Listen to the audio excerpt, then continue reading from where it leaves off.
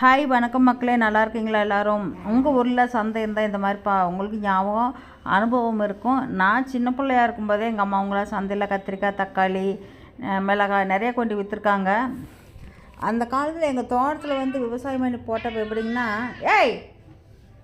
போட்டாங்கன்னா எங்கள் அம்மா என்ன பண்ணுவாங்க, மிளகாய் நடுவாங்க. மிளகாய் நட்டு அதை எல்லாம் இடைக்கெல்லாம் போட்டுருவாங்க, விற்றுருவாங்க. விற்றதுக்கப்புறம் கொஞ்சம் மீதி காய் வச்சுருப்பாங்க. ஏன்னா இந்த வெயில் காலம் மேகத்தில் அடிக்கிறப்ப நம்ம ஊர் சைடு, எங்கள் ஊர் சைடு காற்று அதிகமாக அடிக்கும். அப்போ எந்த ஒரு வெள்ளாமே வச்சாலும் கரெக்டாக நல்லா வராது. அதுக்காக பூசணிக்காய், வரமிளகாய் எல்லாம் கொஞ்சம் ஸ்டாக் வச்சுருப்பாங்க.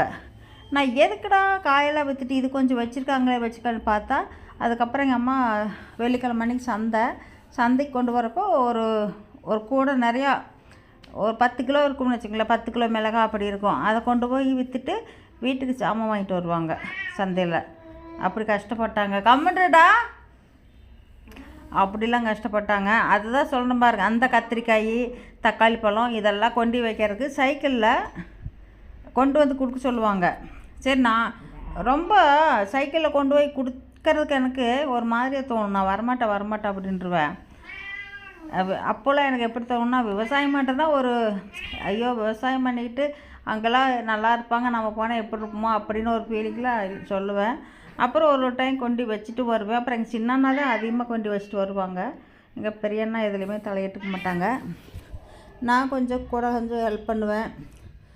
அன்னைக்கு சாயந்தரமாக காலையிலேருந்து தோட்டத்தில் வேலை இருக்கும், கூலியாளெலாம் வருவாங்க, அவங்க கூட செய்யணும். அதுக்கப்புறம் சாயந்தரம் 4 மணிக்கு ஏதாவது வியாபாரம் கத்திரிக்காய், தக்காளி இருந்துச்சுன்னா எங்கள் ஊர்லேருந்து ஒரு 6-7 கிலோமீட்டருக்கு எங்கள் அம்மா கொண்டு போவாங்க. காயெல்லாம் பொறித்து சாயந்தரம் 10 மணி வரைக்கும் கூடையெல்லாம் நிரப்பி எல்லா காய்களும் தண்ணி தெளித்து வைப்பாங்க. கத்திரிக்காய்க்கெலாம் கொண்டுட்டு போவாங்க. விடிய காலம் 4 மணிக்குன்னா 3:45 4 மணிக்கெலாம் பஸ்ஸு ரோட்டுக்கு எடுத்துகிட்டு போகணும். அது ஒரு நாளைக்கு சைக்கிளில் கொண்டு ஒரு 5 கூட 6 கூட இருக்கும். எங்கள் அம்மா ஒரு ஆளாக போயிட்டு வருவாங்க. ஒரு காலைக்கு எங்கள் சின்னண்ணாவை கூட்டிகிட்டு போவாங்க. அதெல்லாம் ரொம்ப கஷ்டங்க. சொன்னோம்னா ரொம்ப கஷ்டப்பட்டாங்க. அப்புறம் 4:45 வரும் அந்த வண்டி. 4:45 கரெக்டாக 4:45 வரும். ஒட்டஞ்சத்திரத்தில் பழனியிலேருந்து கரூர் போகிறது.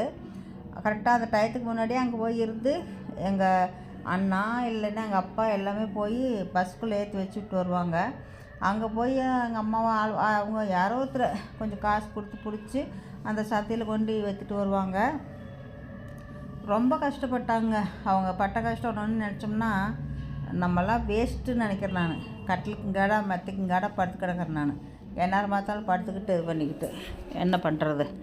அவங்க மனதளவில் நான் ரொம்ப கஷ்டப்பட்டுட்டேன். அவங்க மனதளவில் கஷ்டப்படல, உடம்பை வறுத்து எடுத்துட்டாங்க. அந்தளவுக்கு வேலை செஞ்சாங்க. இன்றைக்கி அம்மா போயிட்டாங்க. ரொம்ப கஷ்டமாக இருக்குது. அம்மா எப்படியெல்லாம் தக்காளி நல்ல சீக்கிரம் எங்கள் அம்மா பல்லவட்டிக்கு கொண்டு போவாங்க. 5-6 கிலோமீட்ரு டிஸ்டன்ஸில் கொண்டு போவாங்க. கொண்டுட்டு போய் சீக்கிரம் வியாபாரம் ஆயிடுச்சுன்னா 9 மணிக்கெலாம் வீட்டுக்கு வந்துடுவாங்க. திரும்பவும் சாப்பிட்டு திரும்பவும் ஒரு ட்ரிப்பு கொண்டு போகிற டைம்லாம் இருந்திருக்குது. அந்த மாதிரிலாம் கொண்டுட்டு போவாங்க. கொண்டு போய் அதையும் செம்மையான திறமைசாலிங்க எங்கள் அம்மா. என்னென்னா நான்லாம் அதை கொண்டு வச்சு விற்றா என்னென்னா அதை எப்படி சொல்கிறது எனக்கு ஒன்றும் புரிய மாட்டேங்குது. சீப்பாக நம்ம போய் விற்றா சீப்பாக நம்ம செலப்பு பொண்ணாச்சு, நம்ம இதுக்கு போய் விற்கணும் அப்படி மைண்டில் வரும் எனக்கு. அப்புறம் எங்கள் அம்மா எல்லாம் கண்டுக்க மாட்டாங்க. கொண்டு விற்று எங்களுக்காக கஷ்டப்பட்டு துணி இதெல்லாம் எடுத்துகிட்டு வருவாங்க. இந்த காய்கறிலாம் வைக்கிறது கமனது மூச்சு காய்கறிலாம் வைக்கிறதுக்கு கை செலவுக்கு அப்பப்போ கை செலவுக்காக வைப்பாங்க. ஆனால் அதுக்கப்புறம் இந்த நெல், கடலை, மிளகாய் பவுடர்லாம் கொஞ்சம் நம்ம சேமித்து வைப்போம்ல, அதுக்காக நாங்கள் அந்த மாதிரி விவசாயம் பண்ணுவோம். அட்டி அநியாயம் பண்ணுதுங்க போன குட்டி. அந்த மாதிரி அதுக்கு தான் காய்கறி, வாழைத்தோப்பு, அதுக்கப்புறம் தேங்காய் மரம், நெல்லிக்காய் மரம்லாம் இருக்கும். நெல்லிக்காயெல்லாம் கொண்டு போய் சந்தையில் கொண்டு விற்பாங்க. ரொம்ப நல்லது தான் அதெல்லாம். தோட்டத்தில் நெல்லிக்காய் மரம் இருக்குங்காட்டி என்னமோ நல்ல பிக்கப் ஆனாங்க அதில். அந்த தோட்டத்தில் தக்காளிக்காய் எங்கள் ஊர் சந்தைக்குள்ளேயே இடையகோட்டைக்குள்ளேயே சந்தை வெள்ளிக்கிழமை இருக்கும். அதில் கொண்டு போய் போட்டாங்கன்னா டக்குன்னு விற்றுன்னு வச்சுங்களேன். கூட ஏதோ ஒரு வேலைக்கு போகட்டும் அப்படின்ட்டு எங்கள் அப்பா சைக்கிளில் கொண்டு வச்சுட்டு வருவார். எங்கள் அம்மா அங்கே சேல் பண்ணிடுவாங்க சந்தையில்.